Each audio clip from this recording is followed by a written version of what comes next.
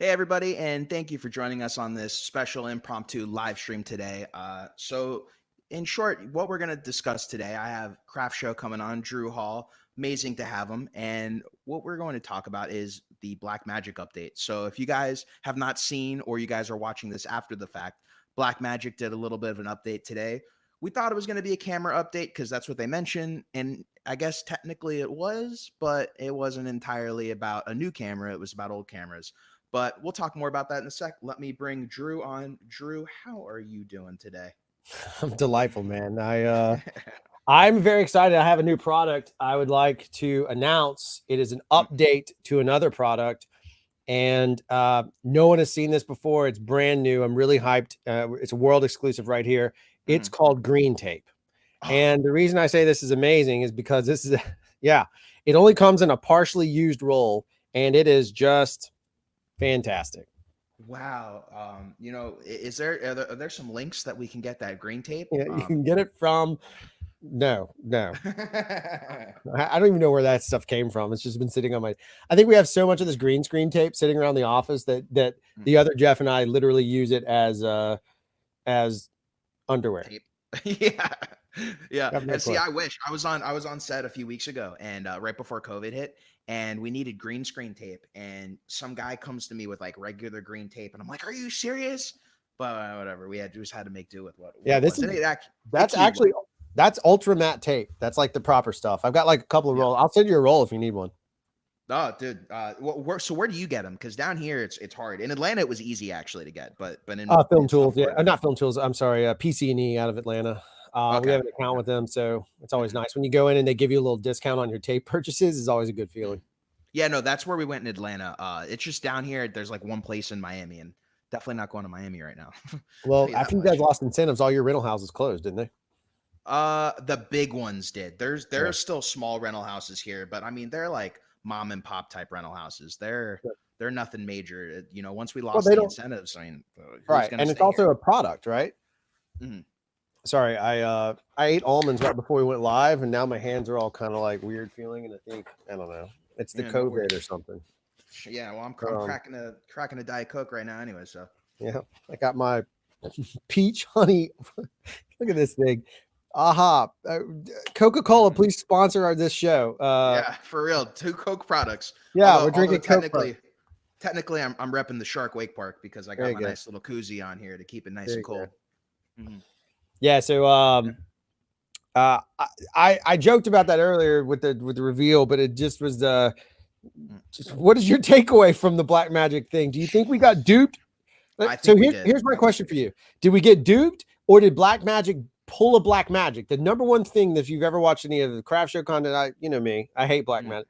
Or did they pull a PR mistake and actually hurt themselves like they normally do? They are the kings of shooting themselves in the foot. Like, hey guys, we got a brand new camera, won't be available for 3 years. It's like, what? Yeah. Like, why announce it? Yeah. Do you think that they just pulled normal Blackmagic and just shot themselves in the foot? Yeah, you bring up a good point. I don't think they intended to reveal this whole live stream the way they did, especially because I don't think that was the plan if NAB actually happened. Right. But, I think the problem was it's actually not this time that was the issue.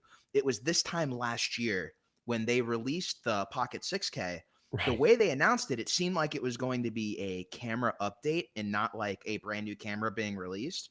So I think a lot of us kind of went on that wording being like, oh, when they use that wording, it's a brand new camera. We're going to get an 8K full frame Blackmagic camera or something. Right. And we kind of took it. And I think they just, mistakenly used the wrong wording last year. And they just kept the same wording this year for the update. So I think, it was a little bit of a shot in the foot. But the question is was it a shot in the foot this year or was it last year?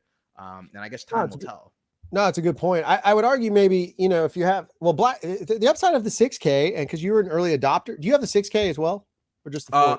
I don't, but I've used the 6K extensively. So I have a partner in like down the hall, we have a guy we work with a lot, and he has a 6K, and we've used it some. We tested it. I think we have a video out on our channel for it. And I really love that camera. I think it's a beautiful image. I love the dual ISO on it. I love what was amazing to me though, is he ordered it right away. Like he got this right away. And so quick to secure it. It was kind of mind blowing. So yeah, I mean, and people were like that with me too. Although the difference was the 6K was available right off the bat, whereas the 4K, and I think this is more due to the price as well, and being the first one of the two, the 4K took like 6 months. oh yeah, And when I got it, everyone's like, "How did you get it?" And I'm like, "It's very simple. I pre-ordered it when they announced it. That's all I did, and I happened to get literally like the first product. I got it before the reviewers got it because they didn't even really have review products." For the 4K, but when the 6K came out, it was like it's available right now. Didn't you send us footage of that? Like I did. So when I first got it, I don't think I sent you CD and G footage. I sent Jeff Worley, the bearded one. I sent him the other bearded. like There's Perez. all beards, yeah, all phases of beards. Yeah. Beard, I mean, we have close shaven beards, whereas Jeff is the bearded one. Yeah, he's Dr. Beard Fosse. Yeah. But no, it was cool. I sent him stuff just because obviously, you guys weren't the biggest fans of Blackmagic. And, at the time, listen, I like Blackmagic, but I've used Reds. I've used the Panasonics. I used the EVA1. I used the GH5. I wasn't necessarily beholden to only using Blackmagic, but I wanted to see what you guys thought. And you guys seemed to like it. You thought it was okay. It wasn't going to make you switch. It wasn't that mind blowing. And then I guess where at least the bearded one with Jeff's where he changed his mind a little bit was I remember when BRAW came out and him and I had a conversation offline and we're kind of talking and he's like, it'd be great if I could have some footage, at the different gains because if you guys follow the Blackmagics, just like the GH5 and the red, I forget the name of the Gemini. It has two different gains and the two different gains have a little bit of a different color to them. And so Jeff's like, if you can send me one at the first base and the second base, I'd like to see the differences. So I sent that to him in BRAW and he told me after I sent it to him, like, I think months after, he's like, getting that BRAW footage is what made us basically end up buying the G2. It's true story. So it ended up, he looked at that and he was like, hey, he graded it. And I don't know how willing we are to divulge this ultimate LUT. I'll let you talk about it because I've not used it. We'll get to that. Yeah. But Jeff graded that footage and he pulled me in because he knows, like, I think I made fun of it on the air with like a cutout of the Blackmagic camera that I would stick in my pocket. It wouldn't fit. Like I went after him and then we used it and I looked at the footage you'd sent and you're a very good shooter, very good DP. And I was like, wow, this stuff looks great. And then Jeff starts trying to break it apart and he's like, look at this. It's holding up really well. And we're like, oh, that's interesting. Like, okay, so if this is this, let's see what's next. So then again, the guy down the hall gets one and says, hey, I got a 6K. Do you guys want to shoot? So we shot a part of a project with it.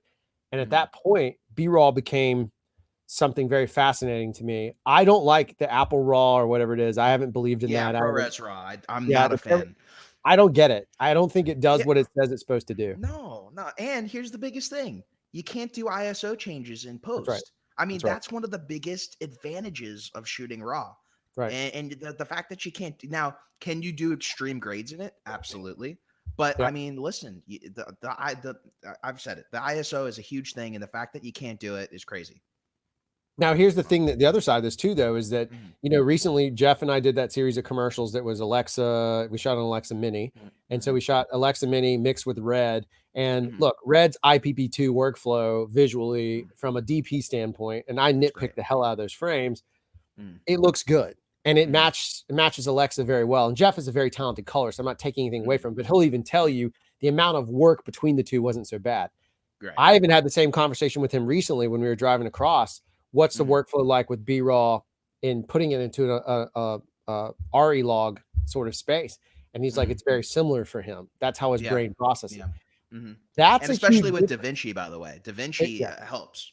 And that's the key there. Like, I think that's the biggest takeaway is that we have officially, as a production company and as a production house, we have officially left all, I mean, I still have After Effects because I don't like Fusion, or I haven't learned Fusion, I should say. Yeah, me too.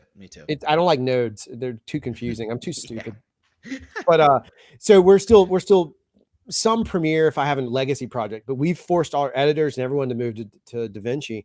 and we're crushing it, right? We are super happy. Here's a prime example. I wish Jeff were here to jump on. Hopefully he will. So we did a job. I'm trying to think if I could even show it to you. I could probably show one of them, but it's probably not worth it. But anyway, we did a job, and the round trip we could do it later. Yeah. The editor cut it, who is homesick with COVID. So he cut it. And then he sent me the DRP file from DaVinci, which is like the project file. I relinked, added the graphics, made creative director choices, agency style stuff, made my tweaks that I knew needed to be there for the client, sent that DRP in a Dropbox with missing files that Jeff might need, nothing major.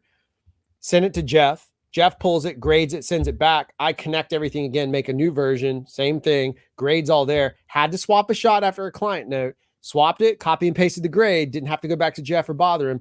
Bloop, out the door. The most simple process we've ever had from head to tail, super streamlined. And now my archiving is already done, because when you archive through that, the archive process DaVinci has created, which I do like a lot, allows me to archive that project into 2 folders, and I dump them onto 2 separate drives. I'm done.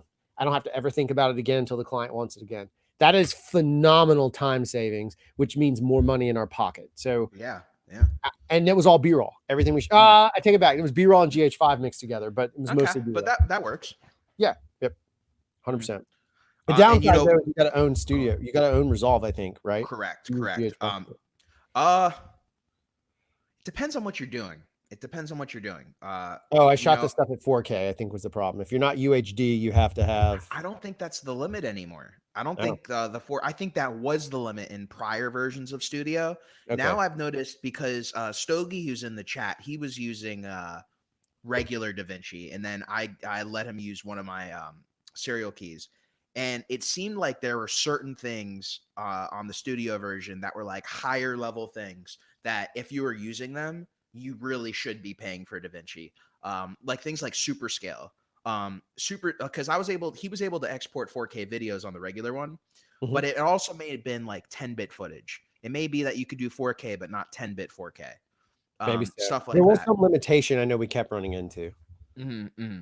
But super scale for me was the biggest thing that you can only use the Studio version for, because their version of super scale is just ridiculous. I've used super scale on original pocket cinema camera footage that was 1080, and it just looks magnificent super scaled into 4K. No joke. But listen, it's not like it's quick though. The thing is, even though it looks magnificent, it still takes hours to do, even like a few minute clip. So it's not like it's magic. So that super scale though, does it need to be chopped up? Oh, that was a dad joke. I missed it. Does it need to be chopped up, or could you dump in so I have like a short that I have that I'd love to scale up to 4K. Can I is it like auto scaler? You could do you have to choose it, but basically the way I would do it if I were you, and this is free for everybody out there on the YouTube scale universe. So you basically put it in the timeline, and you go into the properties, and you can, if you have the short already done, you can just put that in your timeline, go into the properties, choose super scale, and choose to do it 2, 3, or 4 times, and then it's doing it in the background. It takes a while, but really the process shows when you go to export it. But if you have a powerful computer, depending on how long the short is, if it's like a 5-minute short, it may take like a few hours. Right. On my computer, because it's starting to get older, I went to go do a 30-minute interview that I wanted to super scale to 4K, and I think it was something like 18 hours. Wow. For the 30-minute interview.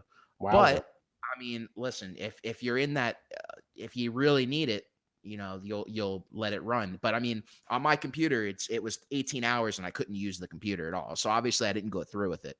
But if Stogie actually experimented with it, because he has a pretty beefy computer, he took some 1080 files. I think he did 1080 files, super scaled them to 4K, and he actually did 4K files and super scaled them to 8K.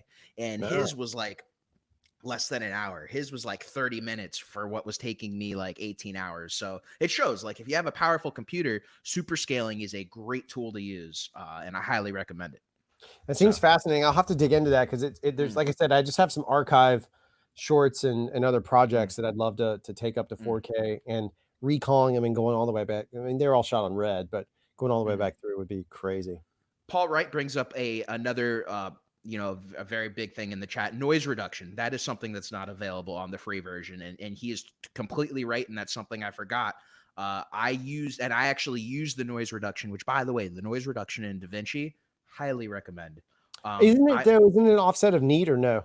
Because we use Neat. And it's similar to Neat, but I mean, it's DaVinci's version. If you want to put it into basic terms, it does very similar things. What I did was I was shooting wakeboarding at night, and we had like one powerful light at the wakeboard complex, but even that light being powerful, I was still shooting. I was using probably not the right lens for it, but I was using a 70 to 200 f4, but it was speed boosted, so it was like at 2.6. But anyways, it was at 2.6 and at 6400. And what I did was I used the noise reduction in DaVinci, right? And it was completely clean at 6400. 6400, by the way, at 4K, 60 frames per second, completely clean footage. And I was just like, wow. Like we posted it online and we were just so surprised how nice it looked. I'm like, we can film nighttime wakeboarding with very simple lighting, right? And have great looking shots. And that's where I'm like, DaVinci is the bomb. It is so good. I love it for that. For me, it's a massive workflow thing. And I know that Jeff, one of the things that we've done a lot of lately is we work in, if there is noise or whatever. With Blackmagic, I do think you have to shoot those cameras. At least with the G2 series, you do have to think about it like a negative and say, look, I have an 800, which we're used to shooting red. This is the funniest thing in the world to me that happens a lot in a lot of these channels is a lot of filmmakers or aspiring filmmakers or current filmmakers, whatever it is, they're all excited about shooting stuff and they aspire to shoot on these big boy cameras, reds and Aries and whatever else. And yet when it comes down to it, they don't seem to understand the basic, like an Ari's native ISO is 800. Like you're shooting 800. Red is 800. It might have changed a little bit now with Gemini and some of the other sensors, but point being, DPs are still shooting at those numbers. They're adding more light. Absolutely. It's not about getting lazier. The bigger the camera doesn't get you lazier. It's actually more work and requires more light. So the one thing I like about the G2 is when we expose well at 800, the noise reduction we do cleans the image too far and we get to go back and add the grain we want. So Jeff has a bunch of grain presets and we'll add texture to the image. And Jeff is very, very good at that, but we'll add texture to the image to make it feel a certain way. Sometimes we go too far. Sometimes he goes too far. Sometimes we don't go far enough, but we're able to at least create that world. And that's where I think the workflow and that side of it is, if I then need to go back and change and edit, it's not a re-render that then I got to send to DaVinci or a re-round trip. I literally go back to the edit platform and I can just make the change and update with Jeff and it's easier. So big difference. No, that's true. I mean, and to be fair, I never really used the second gain. Yeah. I mean, I don't, your G2 doesn't have two gains on it, does it? No, that's a downside. That's what I was hoping today's conversation was going to be, the announcement of a G2 that has a secondary or G3, I guess. It's 6K with the sensor. I want the sensor from your camera in a G2 body. Yeah, that would be great. Or that mini 4 body. That would make me super happy. Yeah. I honestly never really used the secondary gain. I've used it to just experiment with it, but whenever I'm on set, it's pretty much 400. I pretty much just use the native ISO. Sometimes I'll bump it up to like 640. But I mean, I never really needed. I needed it for the wakeboarding because it was at night, not really a lot of lighting, and that was a situation where it came in handy. But I mean, I'm pretty much lighting most of my stuff. So, it's nice to have. It's one of those features where it's nice to have, but I've never really been in a situation where I need it so bad. You would. So we bought one of these because I got over drones. So we bought one of those snorkel lens gimmicks, right? Okay. One of these guys. It's probe lens. Sorry, I call it a snorkel lens. Oh, no way. Yeah, we've had it for a while, man. Great. Yeah, so that makes sense where you'd need it. So here's the thing. On the G2, using this lens is great. But the downside is we're cranking it to 1600 ISO a lot of times. You got to add a ton of light, right? F14, but even then at F14, it's not the best image. You really want to shoot. I like to shoot a 16-20 split. You got a 22 split, so so you got to add a lot of light. Or again, you're shooting so close to stuff, you can just lower the light. It's very simple, right? But that side of things, the reason I say that the 6K is when we shot some stuff with the 6K. it made it real nice to just switch to 3200 and be done with it. And Yeah, just see that totally done with it. that totally makes sense. And I guess I haven't really used lenses. I've been able to play with that and not with my camera though. I was playing with it with the Red. And yeah, that situation. I mean, what lens do you shoot on that's f14? Really, it's that one.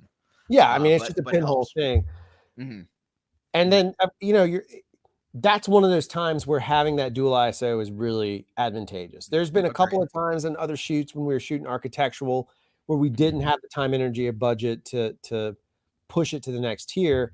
But we made it work. We figured it out. I mean, that's just the way you got to approach it that way. So yeah, absolutely. You know, that's why I love having you on here, Drew, because you brought up a whole point to that I didn't even think about. I guess it's because I never really use. I think if I had that probe lens, I'd use it.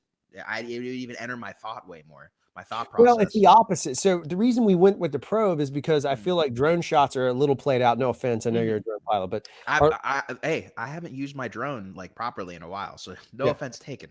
No, you've been using it improperly, which is important. Yeah. No, is one of the things about drone shots is I feel like a lot of times most content, certainly right now, most content's being absorbed on this guy, on the black mirror, and I feel like probe lenses are really cool, interesting looking shots, perspective wise, closer. Absolutely. Looks more interesting. Like a big drone shot on a cell phone, you can't really get the context of what that is. No. It looks great on TV, looks great on a big screen, but then you take a probe shot. So that's where we've started using it. A lot of restaurant shots we've started kind of deploying, and those restaurant pieces have come in they've come in really handy. Like there's some, I'll see if I can look. I've got one. I'll just send it to you. I don't really care. Give me a second. I'll pull up the link. Well, it's going to be a private link. By the way, what's that? You know, you can pull it up. By the way. Oh, you're right. Yeah, you can pull it up on your screen share, and then I just it shows up as another camera for me, and I just pop it in. Oh, that's right. You're totally right. Let's do. I don't think it'll affect anything. So technically speaking, this hasn't come out yet, so we're breaking a little bit of rules, but don't worry, we're just live on YouTube. It's all good. And Facebook. I know, but this place is great. They were cool group. I won't share the audio. All right, so I got see that on. Yep, I got it. I put it in. All right, so I'll play it here real quick, but a lot of this is mixed up footage. And again, this is a fast turn and burn piece, right? So this is like a retainer relationship. So this isn't meant to be like, I think there's a total time in this of like 2 hours. With editing, it's probably 5 hours total. But you get the idea. Whoa, sorry.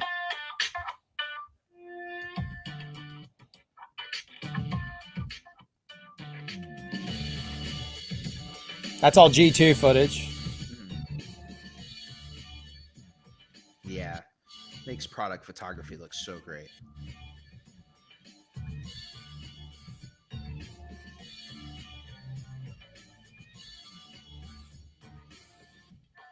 There you go. There's that snorkel shot, right? So now, did you shoot that entire piece with the probe? So that's a mix of the probe. There's a lot more probe shots in there than should be, but and then the editor cut it up the way he wanted to give it a little more energy for that kind of place, right? Again, local restaurant sort of thing, just crank them and burn. And that's a social video, like no big deal. But the fact that that's a social video, it plays better in introducing those pieces and being able to do those table flyovers. That's me and Jeff. Like there's two of us for the entire shoot. For an hour and a half at the end of the day. That's load in, load out, and shoot everything. That's light everything. And the point being is like, it's nice to have that sort of ability to make these really dynamic shots on a really low budget, or in this case, a retainer budget that makes it profitable. Most of that was a mix of, again, that was GH5 and G2 footage mixed together. I thought Jeff did a great job in balancing those out. So, yeah. I didn't realize it was muted right there. Yeah. I mean, it looks great. Excuse me, the reveals. I mean, that's one of the awesome parts about that probe lens, just to be able to pull back and reveal everything. And that lens was a game changer. And I don't use that word a lot because I feel like it's overused, but I haven't been able to use a lens like that pretty much ever. That has that kind of macro capability and being able to pull off some of the shots that it can. So, I mean, just for your, like some of the jazz stuff, think how great it would be to have those like tracing along the tracing along this upright bass. and get it. flying in between the strings. Those kind of shots, like that kind of stuff is like, that's an emotive moment. It creates a sensation. That's where that comes in really handy. And for, I don't know, I think we didn't get the Cinevised version. It was $1,100 or something. We used I it didn't on even realize there's multiple versions. What's that?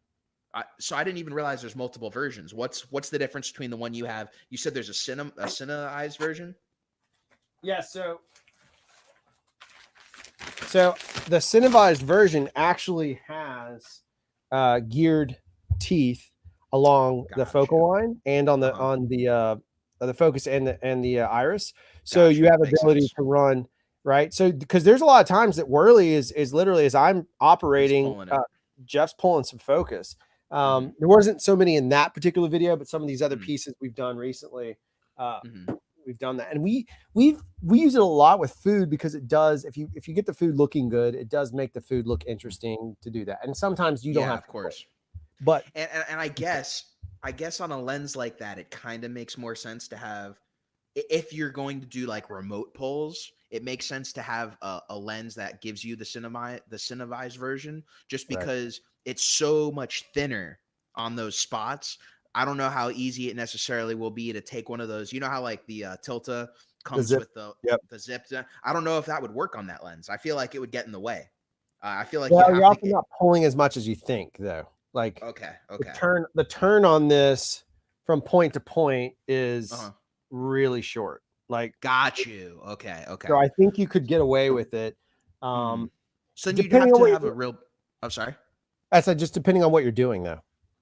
So you basically have to have the use case. You'd have to know what your use case is to really take advantage of that version. Otherwise, it sounds like it makes more sense to have what you have.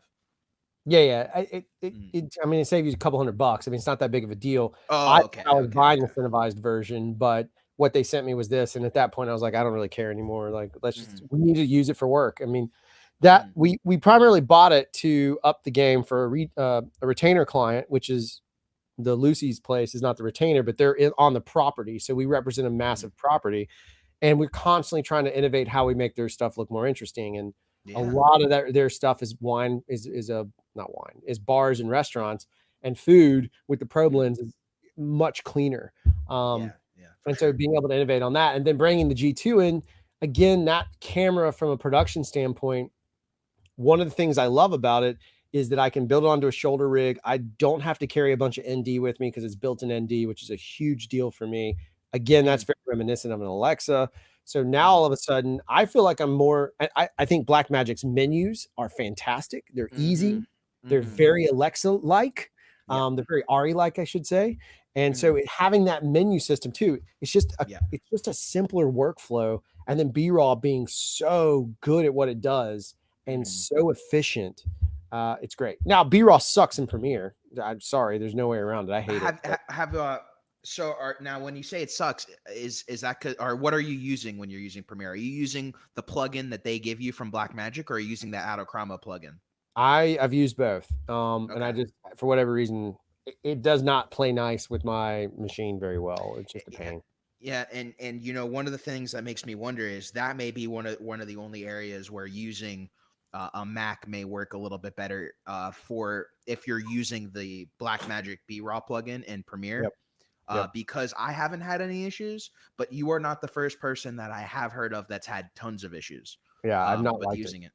And it pushed me a little bit towards DaVinci, which I'm glad. it did that. It's made me better. Yeah, listen, if I was going through the same thing as you, I would be in DaVinci at that point, because I pretty much still use Premiere just because for me, BRAW is so easy to use in Premiere, and I'm able to do all of those metadata changes. But I mean, I still have to go. Pretty much, I only use DaVinci for color grading. But if I had those issues, I'd be there with you. I'd be there right with you, because it wouldn't be worth it. It would be a workflow. I was shocked. I still will stand by the fact that editorially, I did not think I'd connect to it, because I was like, oh, this thing's terrible. I hate it. I don't get it. And it's just a hybrid of Avid and Final Cut 7. So I am the happiest I've ever been editing in a very long time, because I change all my keys in Premiere to match Final Cut. The keys in DaVinci default to what I'm used to anyway. And then I've got someone that uses the editing keyboard. They paid the money, and I got to play with it for a little bit. It's awesome. I just am not in a spot to spend $1,100 on a keyboard. I'd rather spend that on, you know, or put it, that's a sixth of a new camera, which we desperately need because we've grown and now we have 2 units. So it's more a matter of that kind of thing. So let's talk about file sizes. You know, since we're Point. geeking out a little bit on Blackmagic right now, you know, file sizes was one of the big things that made me switch over to actually use BRAW, because I was so astonished with, you know, it's not just about the file size. It's that because of the file size, even on my little Pocket 4K, I can record onto SD cards, which is insane. Yep. What's been your experience with the file sizes, or has it really not affected you that much? Well, what we found is I'm just looking at this project we did recently where we had a mix of G2 and so we have Blackmagic RAW clips mixed in with GH5 clips. And the GH5 clips are so much bigger, weirdly, are larger file sizes and at a lower resolution in terms of bit depth and all that stuff. So right, it's the way it's wrapping it. To me, it's not a big deal because we also shot red for so long and we got so used to it. I feel like GH5, if we transcoded GH5 footage, which we had done before, that gets to be in a problem because then it's just, you know, ProRes is beefy compared to what they have. So to me, the Blackmagic RAW, it still takes up a good bit, but it's not affected us in a negative way. The other side of this internally is being able to switch between CFast or compact, or I'm sorry, SD cards. I've shot less on CFast than I have on SD cards, just because I traveled the camera from here to Chicago, shot 3 days, traveled to New York, shot 3 days, flew home, and I didn't want to take a compact flash card, so I took SD cards, and it was great the entire time. And these were long days, long takes. I'm with you. I'm with you. I got a lot of flack for saying that I primarily use SD cards, but first of all, I think one thing to note that when we're using SD cards, we're not using like regular SD cards that you put into like a GoPro or an Osmo or even, well, I mean, I would say even a GH5, but no, like we're basically using the ones that you can use the high bit rates on the GH5. And for whatever reason, even though some of the bit rates are actually higher theoretically than what the GH5 is, some of the cards work better. Yeah, that's a 64 Panasonic that went on sale at B&H for like $100. Yeah, it's crazy. It's regularly like $250. Like it's now that's a V90 one, right? That's a V90 card, so it handles that perfectly fine. Yeah, I mean, I used that one on the Star Trek shoot that I did. I think a 64. No, I used a 128 version of what you have. Right. Then I've used a V60 Lexar card that was 128, and now I couldn't use all the bit rates, but I was able to pretty much use all the 24p compressions, no problem. Can we talk about that? Can we talk about the narrative side of things in terms of that? Because of course, you've shot the most. I've shot mostly commercials, is what we've done with it thus far. We have some shorts in the works, but mostly commercials. What was it like shooting narrative with that workflow? How did that workflow feel to you from a narrative standpoint? Just like any other camera, or did you find limitations? Were there any challenges? Definitely no limitations. No challenges. It honestly was. It let me breathe a little bit. And the reason I say that is, you know, obviously, you know, when you're doing everything you want as far as white balance and everything to be on point, because you don't want to have to worry about that in post. But at the same time, when we're bringing out white balance in the beginning and we're bringing out like a white card just to make sure we're on point, the shooting in RAW especially with the file sizes, it just made things so much easier because granted, you know, we didn't really need to change the ISO in post because we were on point when we were filming, but it's pretty much, you know, the white balance and the flexibility to change little things in the footage made things better for us in post. On set, it felt the same. It felt like we were shooting, you know, regular like ProRes. It didn't feel like we were shooting BRAW. The other thing too, which is a minor thing, we shot in Cinescope.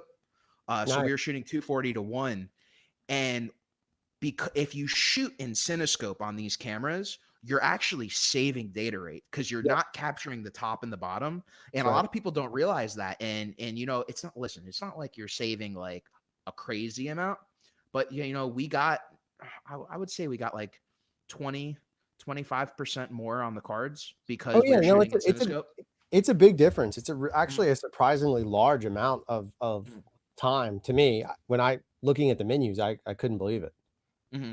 And yeah, and by the way, shooting Cinescope only available in BRAW. You can't shoot Cinescope. You can frame for Cinescope in ProRes, but you can't shoot directly to Cinescope in ProRes.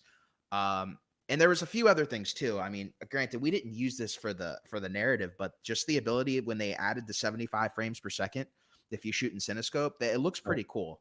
Yeah. But I mean, really, I mean, everything was 20. I say 24p, but it was really 23.98. Everything we shot.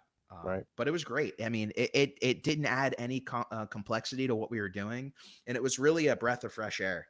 The one thing that we don't use though, and I'm not sure if you use them, you know, we're using a slate on set, and you have the ability to input the slate information in the camera.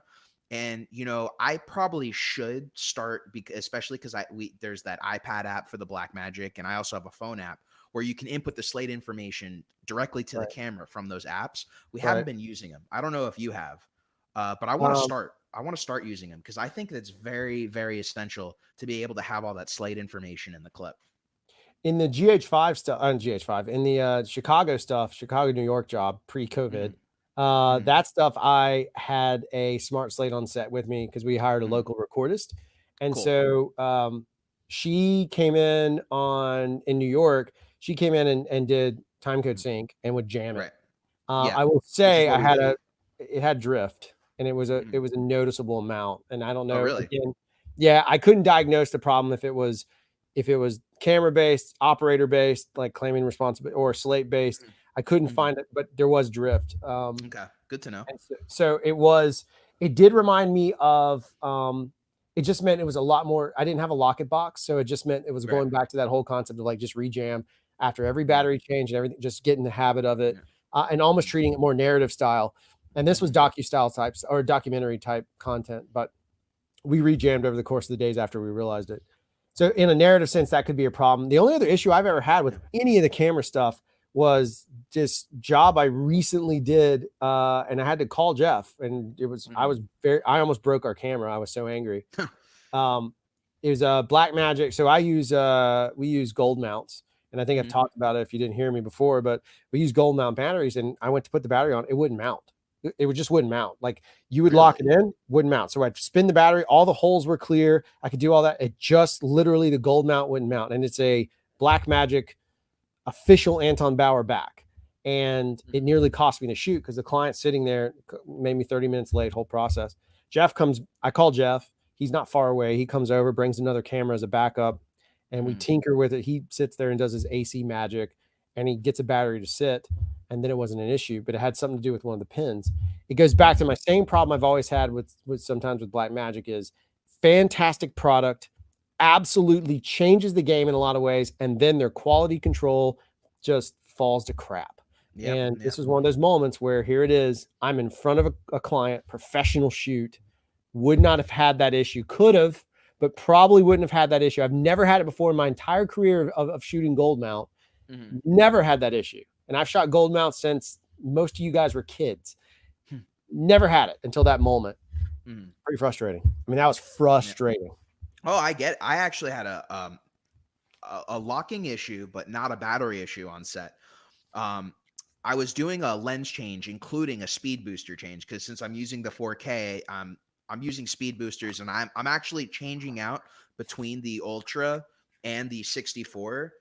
Depending on where I'm framing, because since we're using Cinescope, I can use the 64 speed booster and still use a Sigma 18 to 35 because even though it vignettes, we're not using that full frame. So it doesn't really matter. So I was doing these changes and I went to go put the speed booster. I took a speed booster off and I went to go put one on and it wouldn't click. I'm like, what's going on here? And I didn't want to force it because, sorry, I'm getting, Instacart was supposed to come Tuesday and now they're doing it today, which is a welcome sign. Anyways, so I'm putting the speed booster on and it's not going and I don't want to force it. And I'm like, what is going on here? And then I go to put the speed boosters on the GH5 I have and they're going on. But then I go to take the XL speed booster off and I turn it and it starts going past where it typically locks to come out. I'm like, whoa. You can't see it, but I got goosebumps of like terror from that. That gives me like Yeah. So PTSD. So I look around and I shake and I hear a fucking screw. Sorry for the cursing, but I was like, holy moly. I hear a screw and I take it out and I'm like, where is this screw from? I go and sorry, the screw was in the Blackmagic. So I go and once the screw's out, I go and I put the speed booster on and it locks. And I'm like, well, that screw is obviously the problem. Now let me take this thing off and see how much damage I did. Look around and there was like a little mark in the casing, but not anywhere near the sensor. And I was like, well, I can live with that. That's not going to affect me at all. And then I realized the screw came from the speed booster, and the screw was actually the locking pin that basically when you take the speed booster and you bring it to like to take it out, that's where it stops, and it wasn't there anymore. And I was able to luckily screw it back in, and everything works fine. But that's one of the craziest things I've had happen, and it was on set. And I was scared. Luckily, I have one of these. I don't have it on me, but I got one of those small rig multi-tool things that has basically every screw you need, every head you need in one little device. And if I didn't have that, I would have been so screwed that day. But that's a good argument for that wasn't a Blackmagic issue, which is great. No, that was a Metabones issue, and it scared the crap out of me. Yeah. And all like now, like every time I go to do these changes, I go to the locking pin, and eventually I'll probably stop doing this, but I just always touch it a little bit. I'm like, let's make sure this thing's there, because that really scared me, because I thought my camera was done. Like at first, I'm like, what is going? If I can't lock the speed booster in, what else can I not lock in? Because the thing I left out was it was happening with every lens, but obviously because that screw was in there, wherever that screw was. It was just not letting me put the lenses in, but that was very scary. And that could have been a way worse outcome, because now, even though in these cameras, the sensor isn't really exposed, there's a layer of glass there. If that screw scratched that glass, I still would have had to send the camera in. That would have been a really crappy situation. And that was on set. That could have basically ended us, because that was our well, we had a 6K with us. So, I mean, it wouldn't have been the end of the world, but we would have gone from a 2 cam to a single cam. Right. And on that kind of shoots, you needed a 2 cam to probably make it work best. So yeah. Cause the Star Trek fan film that we're shooting, part of it's docu-style. Right. So, we're running the 2 cams to kind of give us 2 angles while these people are telling their stories. Yeah. But yeah, I mean, the 2 cam makes it work. And what was great though, is we went from using, side note, we were using all reds on the Star Trek film. We were using a red Epic weapon. Nice. And the Epic Dragon. And we switched from using those to now we're using the Pocket 4K and the 6K. I get it. Yeah, I think they hold up for that kind of content. I just think they hold up. My thing with Blackmagic is, and I've noticed it less and less with BRAW, but it's still there. There's a weird highlight issue that comes through. But I started looking at the OLPF. I think it's Raw Light makes one.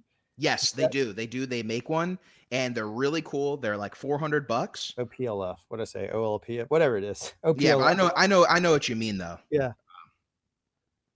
Have you tried one of those? Has anybody out there? I have not. I'm interested to see someone who's tried it in person. I've seen some footage, some test footage, but I'm pretty sure that test footage was from those companies. So I'd like to see, real world use. I'd like to see something we should talk about, because I think so. I think there's an interesting. What I noticed was that there's an IR cut issue with blacks in sunlight where they get that purple hue. It used to happen on reds back when it was a bazooka. It was like this big.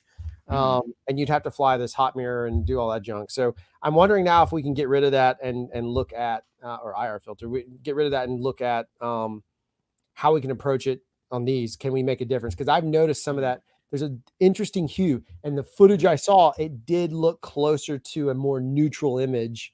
Really? And I talked to Jeff about it, and Jeff is like, "Hey, it's going to require a bunch of extra steps. We, not the install, but like literally getting rid of that effect."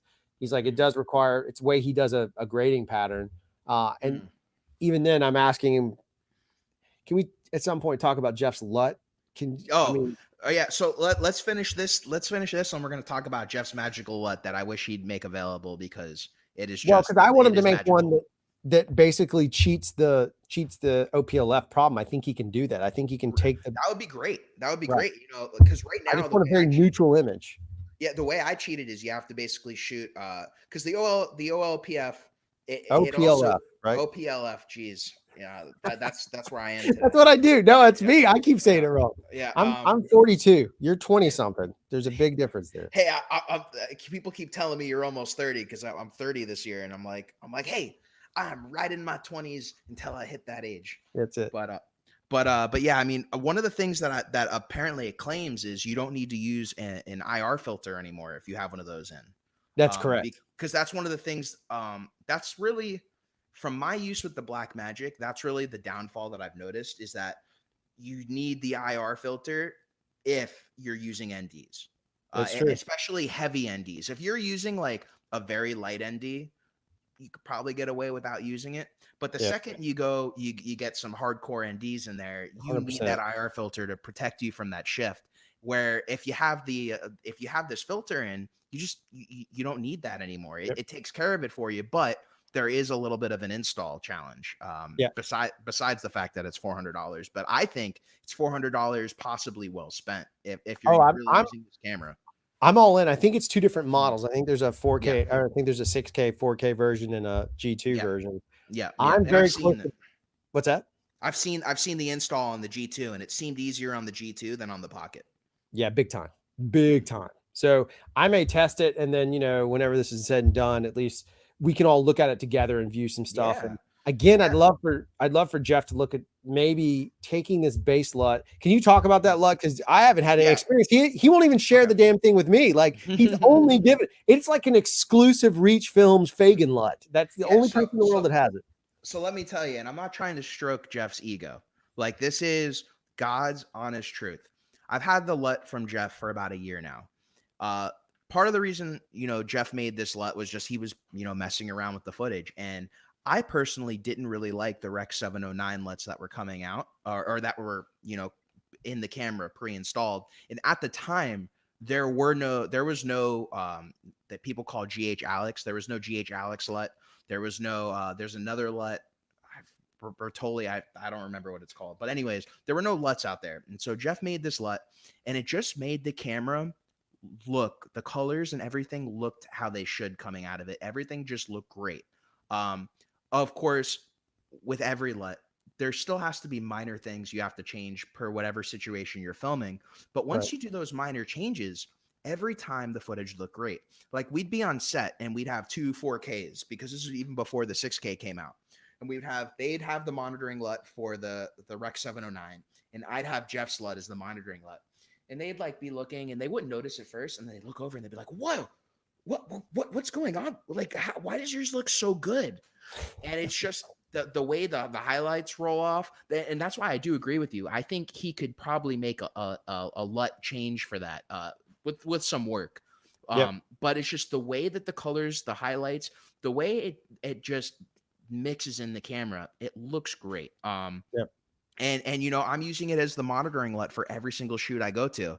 And like any video you've seen on this channel that has Pocket 4K footage, it's all used the LUT from Jeff. Oh, wow. And that's part of the reason that I plug Crftsho in any of those videos, because it's really good. It's really good, and it saved me. I have other LUTs. Jeff's LUT is not the only one I have. I have the LUT from GH Alex, and it's cool. But it's made to emulate an Ari, an Alexa, and if that's what you want, then you go for it. And I've seen the other LUTs, and they're decent, but in my opinion, none of them have come close to Jeff's LUT. And you can see some of them in when you see Axonar and you see Warped, which is Paul Jenkins' short film that we discussed yesterday on our channel. We discussed it on the Crftsho channel. When you see that, it was all based on using Jeff's LUT. So I mean, you guys will have real world examples besides the little fun videos I've done on my channel. And that's the thing. The thing that floors me about it is he's also made another one. I haven't seen this one at all. That he gave to a friend. It's a G1 LUT. Oh, G1. I thought he did a G2. No, he made a G1 LUT. He's not touched. He may make one now since he's up in North Carolina and he's trapped for a while. But and if he's listening, I'm hoping. But the thing that's interesting is Jeff approaches it because Jeff's not just a guy that's a colorist who is a professional colorist. Like Jeff's not somebody who hobbies color. He's a professional colorist. Yeah, And what he I does it found for a living. fascinating is he's also a professional DP. So he has an ability that I don't have. I have the ability to know how to make a camera angle look good and direct some actors and make some things happen, and then tell him what I want it to look like in color, and he interprets that and makes it magical. He's literally able to take the camera and do what he wants with it, like in terms of the LUT and that look.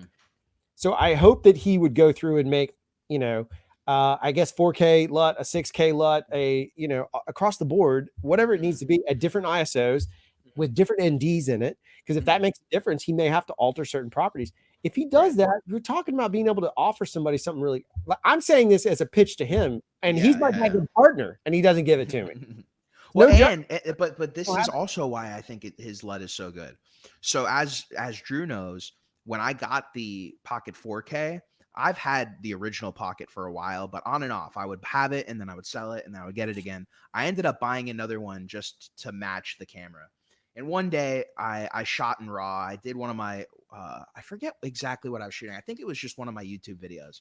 So I shot it in CD&G RAW and I brought it into DaVinci. And one of the things I didn't realize is if you shoot, just like with older Reds, you can choose IPP2 color science from the older Reds and have the newer color science. But the same thing is with Blackmagic. If you shoot with RAW on the older Blackmagics, you can shoot what's called Gen 4 color science. And I covered it a little bit in my Blackmagic video about why I like the original Pocket Cinema camera. So I used Jeff's LUT once I changed the color science to Gen 4, and lo and behold, it looked amazing.